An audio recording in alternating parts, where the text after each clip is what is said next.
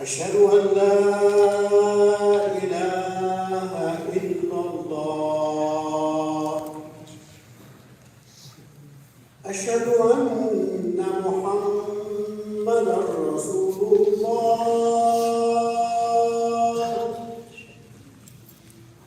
أشهد أن محمدا رسول الله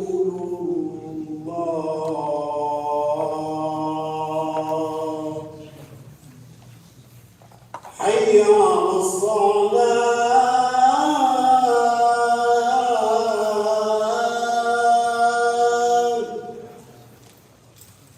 حي على الصلاة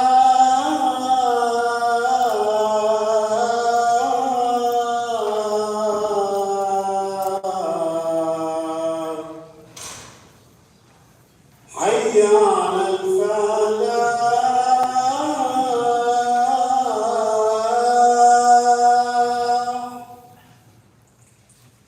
حي على الفلاح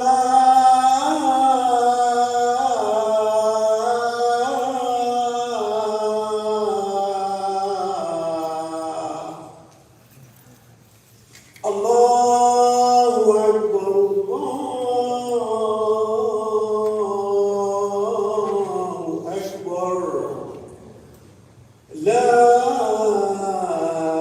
إله إلا الله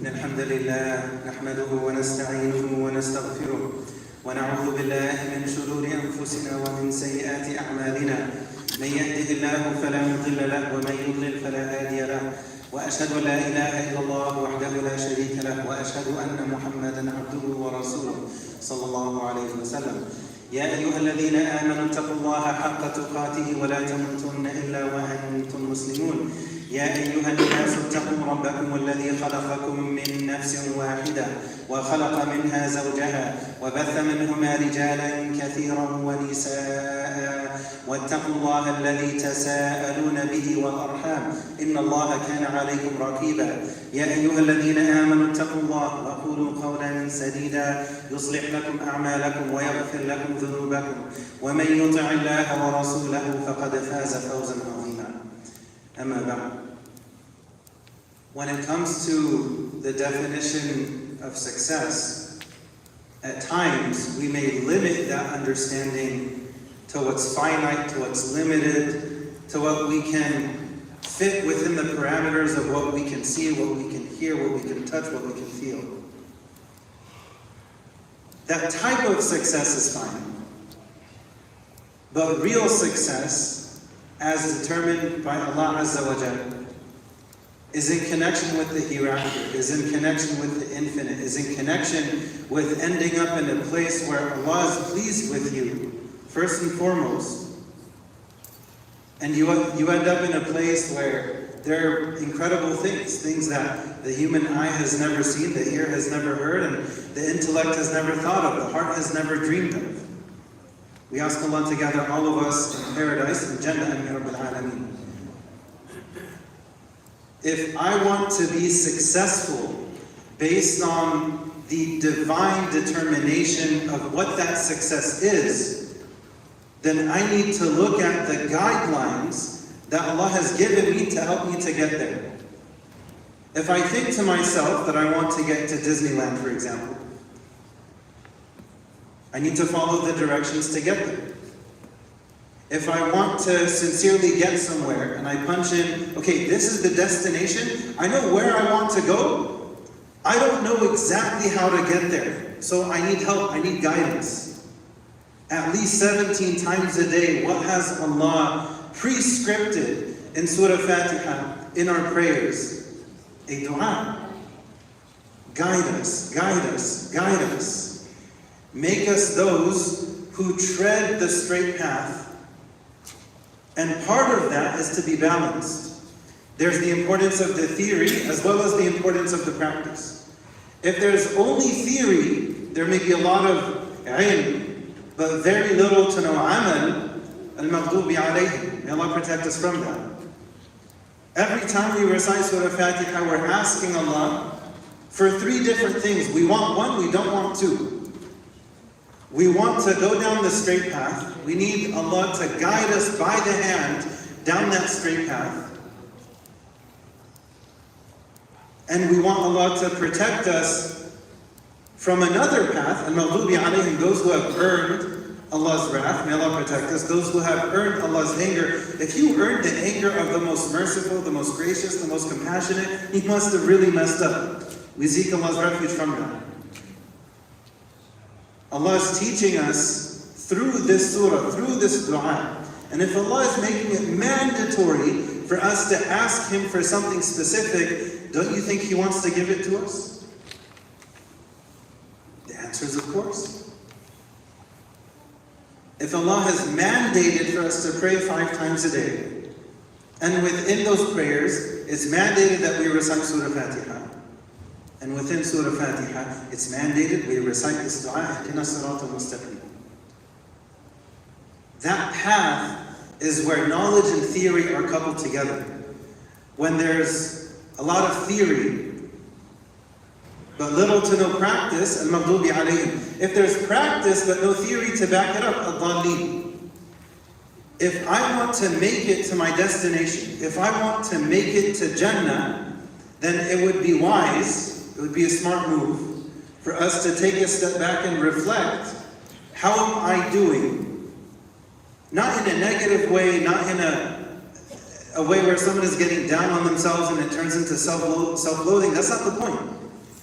When we reflect on our relationship with the Quran, let's leave that to the side. Let's think in a positive mindset, in a positive fashion. How am I doing in connection with my relationship with the Quran? How is my connection to this GPS for my heart to take me to Jannah? The Prophet ﷺ, one time he was asked by a companion. The Prophet told the companion, because the Prophet was very pleased with him. I'm paraphrasing here. The Prophet was very pleased with him because he kept serving the Prophet, and the Prophet said, what do you want? What do you want? Just mention what you want, I'll make dua for you. He said, I want to be with you in Jannah. Look at the way he's thinking. Look at his priority. What is at the forefront of his mind? Not necessarily finite success, not necessarily limited success. In his mind, he wants unlimited success. And our deen teaches us the importance of balance between both, but the reality is one is far more of a priority than the other. رَبَّنَا آتِنَا فِي الدُّنْيَا حَسَنَةً وَفِي الْآخِرَةِ حَسَنَةً وَقِنَا عَذَابَ النَّارِ. 1/3 of the dua is related to the finite, 2/3 related to the infinite. Allah is teaching us a formula. Yes, when it comes to dunya, we want good with Allah's barakah, with Allah's blessing. It's not just asking Allah for a whole lot of money, pair that with and make it good for me, Ya Allah. Help me to use it in ways to bring me closer to you, Ya Allah. Help me to use these blessings that you've already given me and that I'm asking you to give me in the future. Make these true blessings through and through. And what makes something a true blessing through and through? When it's connected to your infinite success. قَدْ أَفْلَحَ الْمُؤْمِنُونَ قَدْ أَفْلَحَ مَنْ تَزَكَّى قَدْ أَفْلَحَ مَنْ زَكَّاهَا. That's what success is, as determined by the one who defines success in the first place. So dunya hasana is fine, that's good. When it comes to a good situation in school, in terms of work, in terms of house, car, clothing, family, education, all of that, mashallah. For dunya hasana. You can't leave out the term hasana, because in the ayah before that, in Surah Al-Baqarah, Allah mentions that there are some people, they say, رَبَّنَا آتِنَا فِي الدُّنْيَا. They don't mention hasana, and Allah says, وَمَا لَهُ فِي الْآخِرَةِ مِنْ خَلَاقٍ. And for this person in the hereafter, they have no share whatsoever. Nothing.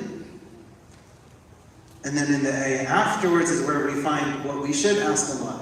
And there are others who say, رَبَّنَا آتِنَا فِي الدُّنْيَا حَسَنَةً وَفِي الْآخِرَةِ حَسَنَةً وَقِنَا عَذَابَ النَّارِ.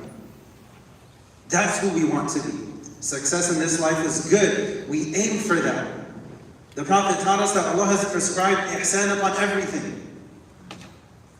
So now if we put that into practice, if we reflect on that, how can I have ihsan when I'm putting my shoes on? Can I be mindful to put on my right shoe before my left? It's very small. But these practices, there are 4 main components in the surah. In the first of these 4, look at what Allah prioritizes. The Prophet was feeling low because there was a pause in revelation. And he wasn't sure why. So he was reflecting and wondering within himself, did I do anything wrong? Is Allah upset with me? What's going on? He was confused. He didn't know. How did Allah respond? The first thing Allah prioritized was to comfort and heal his heart. Because when the heart is in pain, nothing else matters.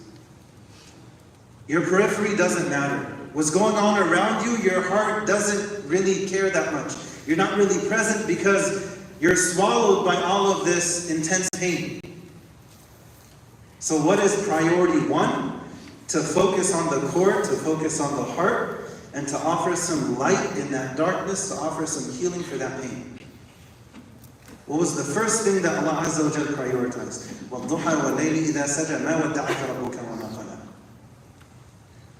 The rest